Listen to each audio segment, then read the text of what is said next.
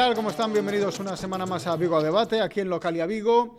El próximo 2 de noviembre se constituye, al menos previsiblemente, esa es la previsión que existe, el área metropolitana de Vigo. Por fin, después de muchísimos años, de un intento ya fallido y una aprobación de la ley de área metropolitana de Vigo que finalmente ha tenido que ser reformulada y modificada en el Parlamento de Galicia, pues finalmente, por fin, parece que el área metropolitana será una realidad. Hemos hablado ya en varias ocasiones en esta mesa de debate sobre este asunto, pero la cercanía de la fecha la verdad es que nos ha hecho ilusionarnos de nuevo con la creación de este ente y también con todas las polémicas que han surgido en torno a su puesta en marcha. Por eso hemos querido invitar de nuevo a esta mesa de debate a algunos de los alcaldes de los ayuntamientos que formarán parte de ese Consejo de Gobierno, de ese Consejo de Alcaldes, Consejo de Sabios del área metropolitana, que están llamados a regir este gran área. Nos acompaña y vamos a empezar, bueno, pues por Bayona, su alcalde, Ángel Rodal. ¿Qué tal, Ángel? ¿Cómo estás? Buenas tardes. Buena tarde. Buenas tardes.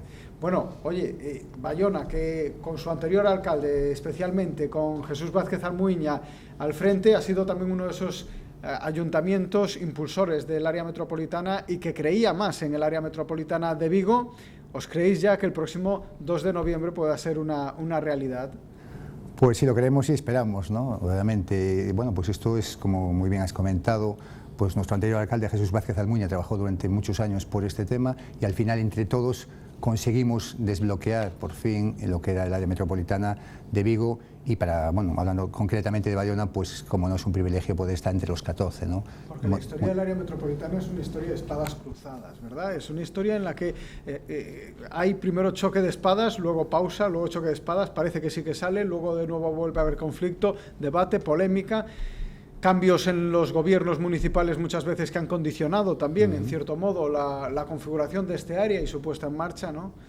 Pero posiblemente quizás es esto, en este último año, que fue cuando realmente hubo distintas reuniones y como digo yo, pues al final se desbloqueó y pues como tú muy bien comentas, al final somos partidos, inclusive municipios de distintas ideologías y al final hemos conseguido este consenso para que sí vaya adelante y yo creo que eso es lo que tenemos que hacer en todos, en el área metropolitana y a veces a nivel, pues también digamos a nivel nacional, pero vamos a regirnos al área metropolitana y entiendo que sí, ha habido un buen feeling, sinergias entre todos y cuando hay ganas de trabajar, se pone ilusión y ahora tenemos que seguir con este proceso, pues las cosas pueden ir a buen puerto, y nunca mejor dicho, en Bayona a buen puerto y en este caso al final pues sí lo hemos conseguido entre todos. Algunos a veces parecía que no se iba, gente que no confiaba en que pudiese ir adelante, pero sí, al final hemos puesto todos los municipios, los 14 municipios, todos lo máximo de nuestra parte y al final sí que realmente es cuando está ahí. También nos acompaña la alcaldesa de Oporriño, Eva García de la Torre. Eva, ¿qué tal? ¿Cómo estás? Buenas tardes. Muy bien, buenas tardes. Bueno, ya casi podemos tocar esa fecha con los dedos, ¿no? Con la punta de los dedos y... Parece que por fin llega y bueno, yo, como decía el alcalde de Bayona, ¿no? Yo creo que tenemos que congratularnos de haber superado las dificultades y los atrancos que esta ley tuvo ya desde sus comienzos, que bueno, que se haya consensuado con la aportación de todas las partes, de todos los interesados y finalmente que el día 2 se constituya ya formalmente y arranquemos. Y a partir de ahí también el proceso para poner muchas cosas en orden que hay que poner todavía sobre la mesa, ¿no?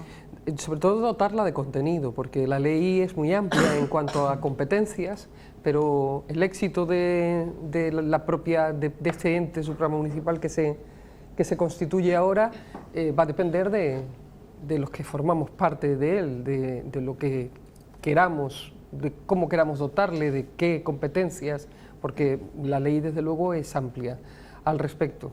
Entonces va a depender, ese éxito va a depender de los dirigentes, de los alcaldes, de quienes formamos parte del área metropolitana. También nos acompaña el alcalde de Cangas, José Manuel Pazos. ¿Qué tal, José Manuel? ¿Cómo estás? Pazos.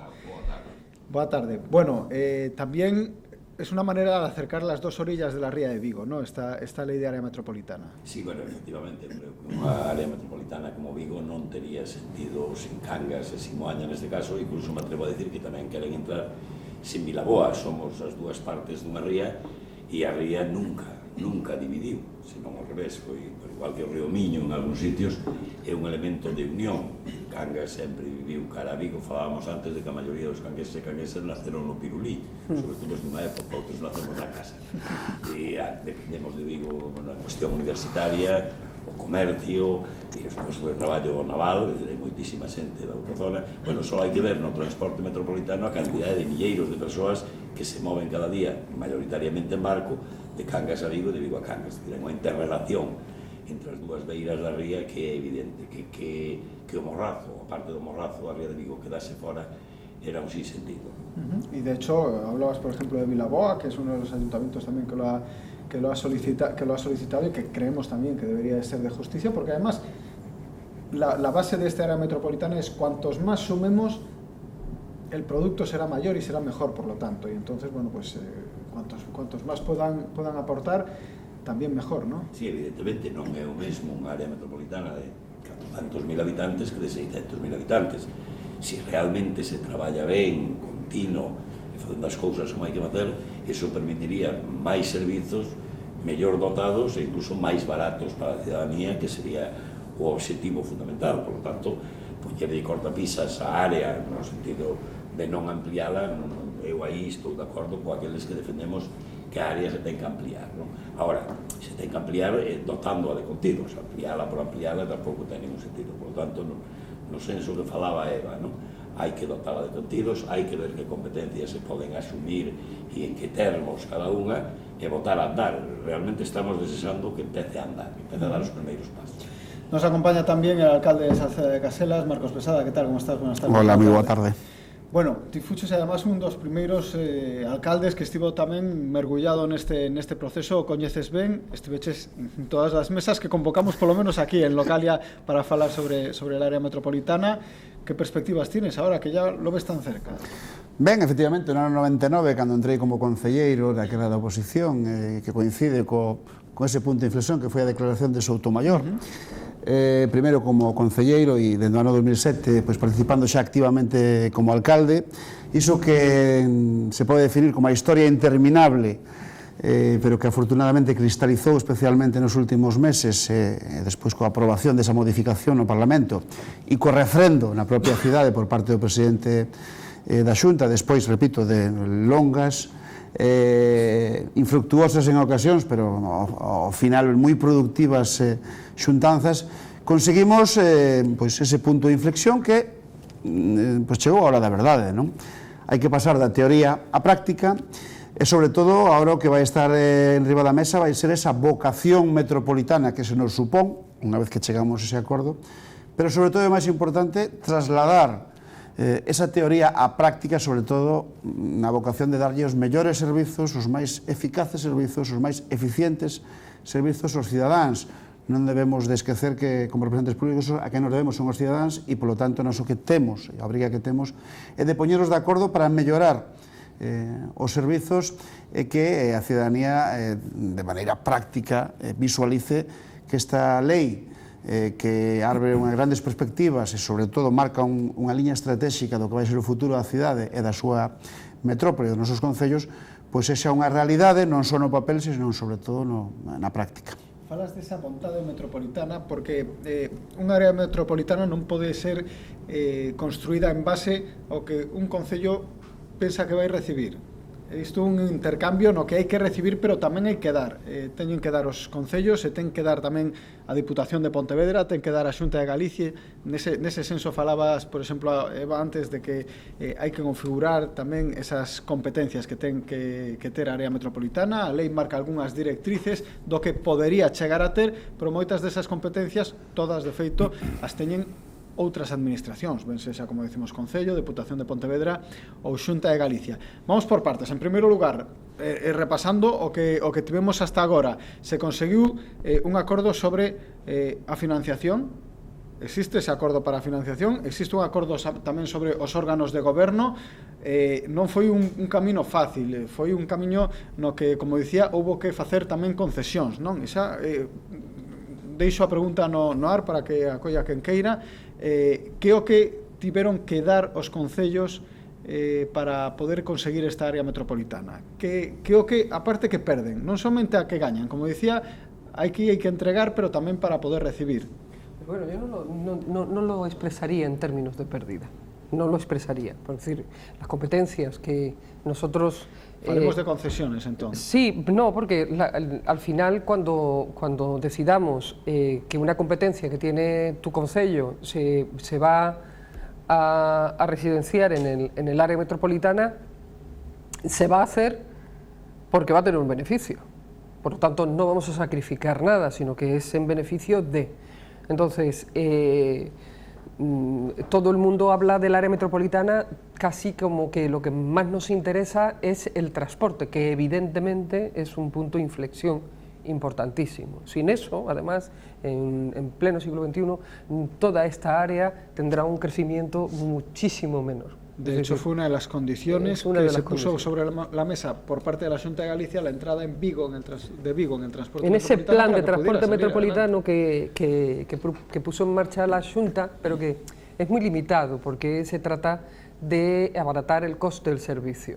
Pero nosotros tenemos que ser ambiciosos, es decir, hemos logrado crear este ente en el que además de los que estamos quieren ser muchos más, o sea que somos más de los que estamos, en el que eso es lo primero que parece que nos vamos a tal, y que la ley además lo configura con unas competencias, digamos que ya de suyo por ley, que son competencias del área metropolitana, pero otras son potestativas, y será cada concello el que decida en la medida en la que cede esas competencias y esa velocidad, etcétera. Pero, como digo, ningún concello va a por ejemplo, un tema que me surge, urbanismo. No vas a ceder las competencias en materia de urbanismo al área metropolitana si para ti no va a suponer un beneficio tanto en términos de coste como en términos de más cercanía a los ciudadanos, como que la gestión de las disciplinas y demás se hacen más cerca con los concellos encima. Nosotros somos los que estamos, no está todo residenciado en la Xunta. Yo creo que hay que verlo. Yo no creo que vayamos a hacer ningún tipo de sacrificio, sino que todo lo contrario, de lo que se trata es precisamente de aprovechar las sinergias y de poner servicios en común para que sean mejores y den respuesta a las necesidades que tienen los ciudadanos. Vengo falando da vocación, falaba de vocación metropolitana, que se botou bastante en falta en boa parte do proceso, senón non hubiéramos tardado tantos anos, non? E hai outra parte de vocación que ten que ser tamén transfronteiriza. E eu creo que é unha razón moi de peso, sobre todo cando na mundialización dos servicios de transporte, dos sistemas de acceso á información, temos unha magnífica oportunidade e o futuro do país e da área de Vigo vai por ese camiño que pois ese eixo co norte de Portugal e esa rexión atlántica e esa vinculación a dúas metrópolis xa existentes de facto como son Vigo e o Porto. E aí temos moito que falar sobre todo no sistema de mobilidade, no sistema ferroviario, que por certo, por desgraza, estivo de moda nas últimas semanas e esa auténtico esperpento ferroviario que as conexións precisamente de Vigo con o Porto que o puxeron de relevo ese accidente, afortunadamente, digo afortunadamente, puido ter consecuencias peores, pero que demostran unha vez máis que aí hai unha asignatura pendente e dende logo esa saída sur de Vigo é fundamental para o propio eixo Porto Vigo e moi especialmente para boa parte dos concellos que abarcan sobre todo a zona transfronteiriza do Río Miño e da Louriña e Valmiñor. Creo que é importante centrarse aí e, por suposto, recoller ese plan de transporte metropolitano, que foi un paso importante, eu defendín esa posición, pero que, tal como se recolle na lei e tal como acordamos co Concello de Vigo, pois vamos a ter o noso propio plan de transporte adaptado ás circunstancias da propia área dos nosos concellos e tamén temos que ter xenerosidade. Eu creo que o que se demostrou nos últimos meses foi que fomos todos bons e xenerosos, sobre todo xenerosos, e conseguimos ese punto de inflexión. Remato con esa vocación, non? Xenerosos que supón? Partimos dunha base que creo que hai que ter en conta, é dicir, a situación económica, a situación de capacidade administrativa dos distintos concellos non é a mesma. A cidade de Vigo, evidentemente, ten unhas especificacións como a propia cidade, o Concello de Cangas pois, ten outras especificacións. Dende o punto de vista económico, pois, a situación económica de cada quen, digo, de cara a asumir novas competencias, porque ao final o que si chegamos ao acordo é que as competencias se asumirían de maneira voluntaria e, dende logo, de maneira a caída a situación de cada quen. E a situación económica é importante a hora de tomar esa decisión. Por lo tanto, creo que a partir do 2 de novembro vamos a ternos que poñer mans á obra. Creo que hai unha ventaxa importante. As eleccións autonómicas celebráronse, o resultado foi o que foi. Nos concellos tamén temos case 3 anos por diante de perspectiva e, por lo tanto, aínda que nos custe recoñecelo a veces, é certo que pois, a existencia de procesos electorais de alguma maneira marcan as posicións de cada quen. Entón, eu creo que é unha ventaxa enorme e a vontade, polo que parece, do Concello de Vigo e do Goberno Municipal de Vigo, do seu alcalde, é poñerse a traballar dende o primeiro minuto. Eu creo que vamos ter unha magnífica oportunidade con esas dúas vocacións, non? A vocación metropolitana, romper dunha vez ás veces as barreiras que nos marcan os límites xeográficos, para iso facemos a área metropolitana, vocación transfronteiriza e, sobre todo, moita xenerosidade, iso vai ser fundamental. O transporte é o pilar deste área metropolitana tamén para vos? Ben, o transporte é uns dos pilares, eu creo que a área metropolitana é moito máis. O que si a nivel do plan de transporte que está en vigor... Se é somente transporte, para iso faríamos un consorcio de transporte e nada máis. Non, pero ademais, cando se falou ata agora de transporte, que Vigo non estaba, bueno, sigue sin estar, pero que entre, non? Pois asinou que vai estar, non teño por que dudalo, sobre todo se trata dun problema técnico, pero cando se asinou este plan de transporte, o obxectivo, que é importante, pero non único, era abaratar o transporte. E eu creo que un plan de transporte, falaba Marcos, de que quedamos de elaborar un plan de transporte propio metropolitano, ten que ir máis alá de abaratar os prezos. É dicir, tenemos que falar de frecuencias, tenemos que falar de rutas, etcétera, etcétera. Efectivamente, porque o que se fixo ata agora foi o mesmo, pero, digamos, subvencionar unha parte do viaxe da cidadanía. Co cual eu creo que un plan de transporte metropolitano ten que ser máis, ten que falar de coordinación dos distintos transportes, de horarios, de incluso ampliar a rede de transporte, os que temos partes rurais importantes no noso concello, e non temos transporte urbano, etcétera, non? Iso, pois, xa é algo que temos que poñernos a traballar xa. E logo, a nivel de competencias, é dicir, hai unha serie de competencias que eu son firme partidario de que cun calendario vayamos asumindo, son competencias máis de coordinación, falo, por exemplo, de planificación cultural e turística, podo falar, por exemplo, de protección civil, seguridade e loita contra o incendio, que nos faría moitísimo máis eficaces, e hai outras competencias que van ter moita dificultade visto a situación de cada concello, falo, por exemplo, da auga ou da recollida do lixo, porque cada concello pois, o ten adxudicado a unha empresa, non se sabe cando remata, cada un remata a adxudicación no momento, outros teñen municipalizado un determinado servicio, por lo tanto, iso vai exixir un esforzo moito máis grande. Pero eu, vamos, como proveño do magisterio, son dos que di que hai que demostrar día a día. Entón, hai que empezar a andar, esperemos que sexa o día 2, hai que mellorar o plan de transporte metropolitano, e non só coa entrada de Vigo, senón no sentido do que falaba, e hai que empezar a poñer sobre a mesa outras competencias que se poden ir asumindo sin que os concellos perdan nada, porque ao final trátase de cooperar. Claro, Ángel. Pues yo creo que el plan de transporte metropolitano, que lo cambiaremos para la área metropolitana, ¿no? Yo creo que sí realmente fue muy importante y fue decisivo, porque realmente creo que si ahora estamos en este paso es porque al final fue lo que nos unió a todos definitivamente. Y sí que, bueno, pues abarata el precio de nuestros vecinos, que al final trabajamos para ellos, ¿no? Todos los días. Pero realmente han aumentado muchísimo. Yo he estado haciendo estadísticas y en Bayona, por ejemplo, en concreto, pues han aumentado un 30 o un 40% los viajes en autobús. Eso significa que hay gente que por esas ayudas económicas pues coge este medio, no coge tanto el vehículo, al final implica menos contaminación medioambiental, implica menos vehículos en la calle, que también eso es muy importante. Nosotros tenemos que ver el tema del beneficio, en este caso económico, para nuestros vecinos, pero el beneficio social y el beneficio medioambiental es muy importante. Y como muy bien habéis comentado, pues claro que después iremos a más, ¿no? Ya lo habíamos hablado en otras reuniones, para intentar hacer esas conexiones que sean mayores. Y también, como no, pues porque bueno, realmente Vigo tiene que entrar el transporte urbano, porque realmente era uno de los requisitos para que empezara a funcionar el área. Entonces, para que empiece a funcionar, pues tiene que, aunque hay esos pequeños problemas, ¿no? Entiendo con la entidad, con Vitrasa, pues sí tiene que empezar a funcionar para que realmente fue el requisito que se puso para que funcione definitivamente. Y yo creo que lo demás, todo lo que se ha hablado aquí, pues son pasos hemos puesto todas las reglas, todas las bases para que empiece a funcionar y poco a poco, porque realmente hay áreas que no son fáciles, como os ha dicho, urbanismo, medio ambiente, el tema de la gestión de aguas. Nosotros, por ejemplo, Bayona, tenemos embalse propio, no es sencillo, residuos, hay muchas concesiones, pero yo creo que en prevención, extinción de incendios se puede hacer muchísimo. Planteaba en las últimas horas, lo veíamos publicado hoy, el alcalde de Redondela, precisamente, pues que el servicio de extinción de incendios pueda pasar a ser una de las responsabilidades del área metropolitana.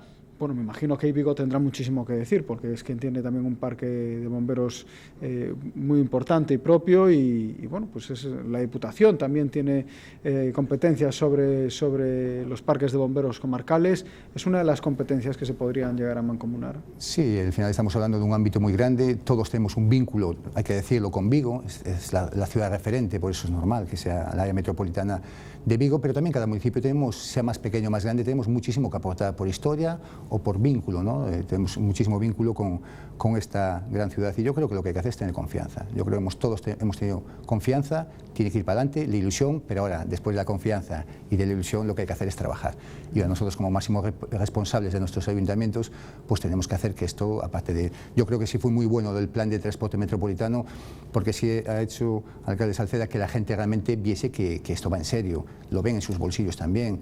En Bayona, una persona que venga a trabajar o venga a estudiar todos los días al año, pues 5 días a la semana, pues se puede ahorrar más o menos 600, 700 euros al año, que se dice pronto. Eso está muy bien para las familias. Y bueno, después cuando entré pues el transporte urbano, pues muchísimo más. Entonces, por lo menos sí ya lo ven. Ven en la práctica que el área metropolitana sí que tiene que funcionar. Al final, el área metropolitana se crea, y en este caso, en mi caso, para el beneficio de los bayoneses, se crea para sinergias, para dar y para recibir, y sobre todo para que los servicios, obviamente, puedan ser más baratos, nunca pueden ser más caros, pero sobre todo optimización de ellos y calidad de los servicios.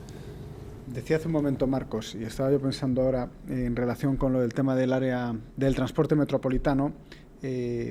Decía Marcos hace un momento, los procesos electorales, todas estas cuestiones tienden a retrasar y a poner al final trabas y hacer que, bueno, pues muchos procesos se estanquen. ¿Podría estar relacionada las elecciones autonómicas con el hecho de que Vigo todavía no haya resuelto esos problemas técnicos para que se pueda empezar a integrar el transporte urbano de Vigo dentro del transporte metropolitano? Lo dejo con cierta maldad encima de la mesa para que lo recoja quien quiera, o quien se atreva, no sé. Non me atrevo a decir, porque en último caso tenía que contestarlo Vigo. O que sí digo é sin acritud, que decía outro, é que, bueno, hai un certo retraso na entrada de Vigo no transporte metropolitano. Problemas técnicos eu creo que se poderían solucionar. Ahora, enlazalo coas eleccións autonómicas, non, eu creo que foi ao revés, quer decir, o que fixeron as eleccións autonómicas, e se viu no caso da aprobación da lei, foi adiantar o proceso, porque o proceso aprobouse no último pleno do Parlamento, senón o mellor esperaba un par de plenos máis. Foi no último pleno para chegar a tempo. Entón pode adiantar o proceso. Logo, sinceramente, os problemas técnicos que poida ter Vitrasa neste caso, non? Porque Abel di que é un problema técnico da empresa concesionaria, pois non os coñezo. Ahora, eu sí que pediría ao Concello de Vigo e á empresa celeridade no tema, pois para que poidamos estar en igualdade de condicións, non? Descoñezo as causas finais, o que sí coñecemos e é público e ademais está asinado é o compromiso do Goberno Municipal de Vigo, do seu alcalde e do Concello de Vigo co proceso. Ademais, o que serviu ese acordo ou ese desacordo por parte concretamente do Concello de Vigo foi para acelerar o proceso da metropolitana. Iso sí que non hai ninguna dúbida. Quizás o desacordo acelerou aínda máis un proceso irreversible que algúns defendemos como irreversible, que era que por encima dos intereses de cada quen e da metrópole con respecto aos concellos veciños, é que todos tiñamos que ver con perspectiva de futuro e que a cidade de Vigo depende dos concellos da área e evidentemente os concellos da área dependemos da metrópole, da cidade de Vigo. O noso futuro está aí e eu tamén espero que marque un antes e un despois a nosa pertenza a este ente, como xa sucede, por exemplo, na cidade do Porto, onde fai moitísimos anos, e que os alcaldes teñamos un peso, cando menos político e tamén para chegar a puntos de encontro onde todos vamos a estar de acordo en temas estratégicos para a cidade e para a área, como poden ser o tema aeroportuario, o tema ferroviario, por suposto o Porto de Vigo e todas esas sinerxias e o que está sucedendo no Porto, que non debemos de esquecer, os que tedes vocación marítima directa, que estamos a perder fluxos de transporte e hai alta competencia neste momento no sector marítimo, e que a propia cidade de Vigo, si existe como cidade nos últimos 200 anos, é precisamente gracias ao seu porto.